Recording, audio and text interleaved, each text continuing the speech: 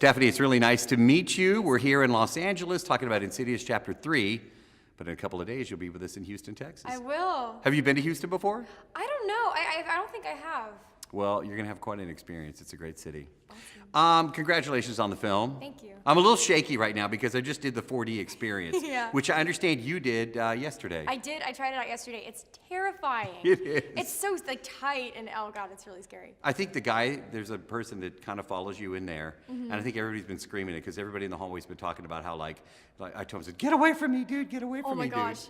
Yeah, it's really scary. It feels like you're actually in the movie. It's It terrifying. really does. And speaking of being in the movie, I mean, do you realize all this is going on? Like you're scaring people? Is there a scare factor while you're...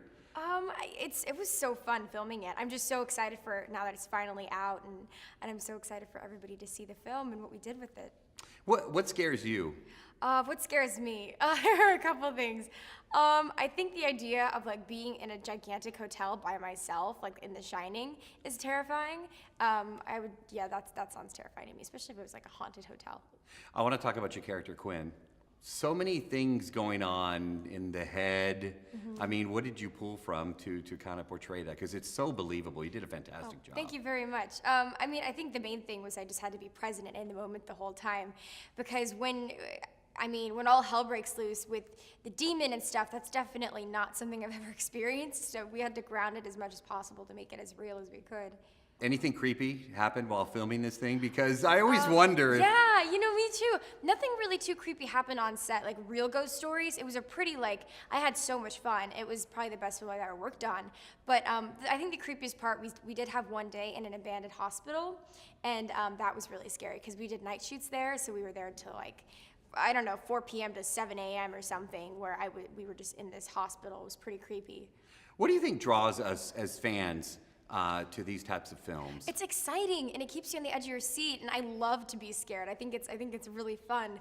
But I think the other thing about Insidious that really stands out is that it's more psychological. Like there's no gore, and it's really purely all in your head. So when you go home at night, I feel like you kind of start thinking about it, like, oh my gosh, what if there is the further? What if there are all these energies and people surrounding me? When you're doing this, and we've talked a little bit about it, but I want to talk more about this. When you're actually, filming this and playing Quinn, do you realize you're scaring people? I couldn't really think about that at the time. I wasn't really thinking as much about scaring people other than just being scared myself. But now I'm so excited. I get to scare people and be the reason that I think it's funny that I get to be the reason that people go on their first date with each other and hold each other in their arms because they're scared. That's what I'm thinking about. Tiptoe through the door.